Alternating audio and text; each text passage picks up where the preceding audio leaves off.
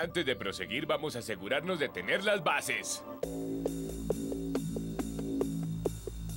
Hay tres maneras de describir triángulos: por sus lados, equilátero con tres lados congruentes, isósceles con dos lados congruentes y escaleno sin lados congruentes. Tenemos cuatro maneras de describir los triángulos por sus ángulos. Si tiene tres ángulos congruentes se llaman equiangulares. Si tienen tres ángulos agudos se llaman triángulos agudos. Si tienen un ángulo recto se llaman triángulos rectos. Si tienen un ángulo obtuso se llaman triángulos obtusos. Las partes correspondientes de los triángulos congruentes son congruentes. Esto también se conoce como BCTCC. También podemos probar la congruencia de los triángulos con la teoría lado-lado-lado, la teoría lado-ángulo-lado y la teoría ángulo-lado-ángulo. El teorema ángulo-ángulo-lado dice que si los dos ángulos y el lado no incluido de dos triángulos son congruentes, entonces los dos triángulos son congruentes. Con triángulos rectos podemos usar el teorema del cateto-hipotenusa, que dice que si la hipotenusa y cateto de un triángulo recto son congruentes con la hipotenusa y cateto de otro triángulo recto, entonces los triángulos son congruentes. Pitágoras, el hombre. Uno de los más grandes descubrimientos en geometría viene del siglo VI después de Cristo, cuando Pitágoras demostró el teorema de Pitágoras. Eso es algo bueno, especialmente porque el teorema de Pitágoras fue llamado así en su honor. Aprendamos un poco sobre este hombre tan sorprendente. Pitágoras fue mi amigo por 37 años. Nosotros discutíamos temas por horas. Creo que nos conocimos en el siglo VI después de Cristo. Conocí a ese hombre como conocía la palma de mi mano. Ah, otra cosa. Pitágoras conocía las matemáticas. Sección D. Teoremas de los triángulos isósceles y rectos. Ahora que tenemos un buen conocimiento en el mundo de los triángulos, veamos un tipo especial de triángulos: el triángulo isósceles y el triángulo recto. Comenzaremos con el triángulo isósceles. ¿Recuerdan las bases del triángulo isósceles? Un triángulo isósceles es un triángulo con dos lados congruentes. Estos lados se llaman catetos. El tercer lado se llama la base. Los ángulos formados por la base y los catetos se llaman los ángulos base. Y el tercer ángulo se llama el ángulo vértice. Ahora probemos. Dados que los lados AB y AC son congruentes, prueben que los ángulos B y C del triángulo isósceles ABC son congruentes. Empezaremos por escribir la información dada. Los lados AB y AC son congruentes. Segundo, dibujaremos AD, la bisectriz del ángulo A. ¿Por qué hacemos esto? Necesitamos una forma para aprender a usar las teorías de los triángulos lado, lado, lado, LLL, ángulo, lado, ángulo y lado, ángulo, lado. Nuestra razón es que todos los ángulos tienen exactamente una bisectriz. La definición de una bisectriz nos permite afirmar que el ángulo DAB es congruente con el ángulo DAC. Podemos probar que el lado AD es congruente con el lado AD mediante la propiedad reflexiva. Desde luego, la propiedad reflexiva es grandiosa. Tenemos dos pares de lados y el par de ángulos incluidos, así que el triángulo ABD es congruente con el triángulo ACD por la teoría lado-ángulo-lado.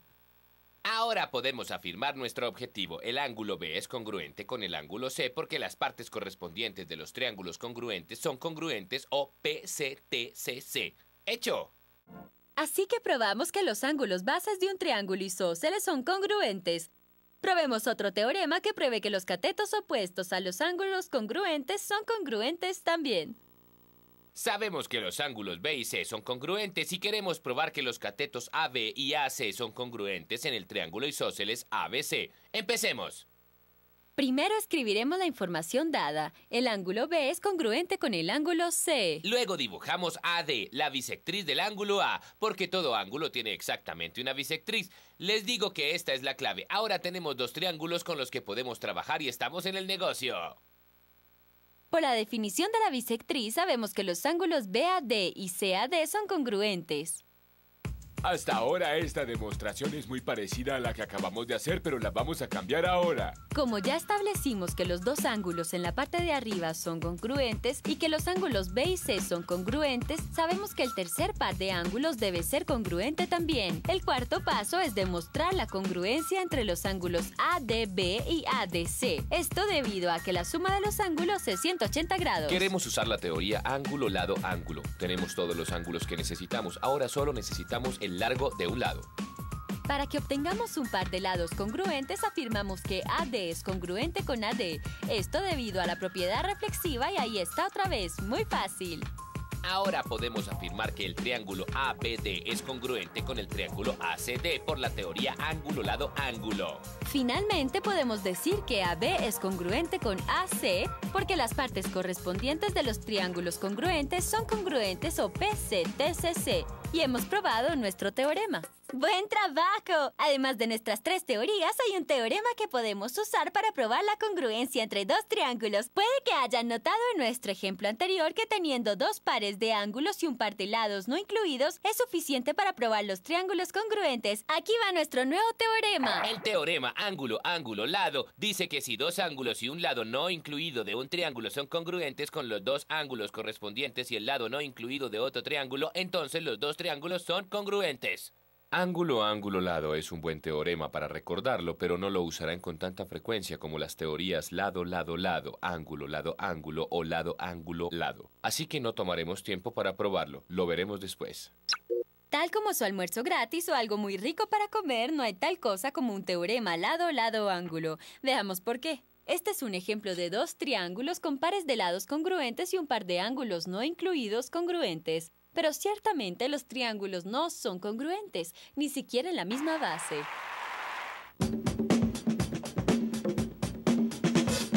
Para los triángulos rectos existe un teorema especial para probar que son congruentes. Se llama teorema del cateto hipotenusa o CH. Echemos un vistazo. Para hablar sobre el teorema del cateto hipotenusa, tenemos que repasar unos cuantos términos relacionados con los triángulos rectos. Primero, los dos lados que forman el triángulo recto se llaman catetos. El lado opuesto al ángulo recto, que es también el lado más largo del triángulo recto, se llama hipotenusa. Es decir, que el teorema cateto-hipotenusa o CH dice que si la hipotenusa y un cateto del triángulo recto son congruentes con la hipotenusa y un cateto de otro triángulo recto, entonces los dos triángulos son congruentes. Pensemos en el teorema cateto-hipotenusa con los triángulos rectos TV y HOP. Sabemos que ambas hipotenusas miden 5 centímetros y ambos tienen un cateto que mide 3 centímetros. Así que los triángulos rectos son congruentes, tal como lo dice el teorema cateto-hipotenusa.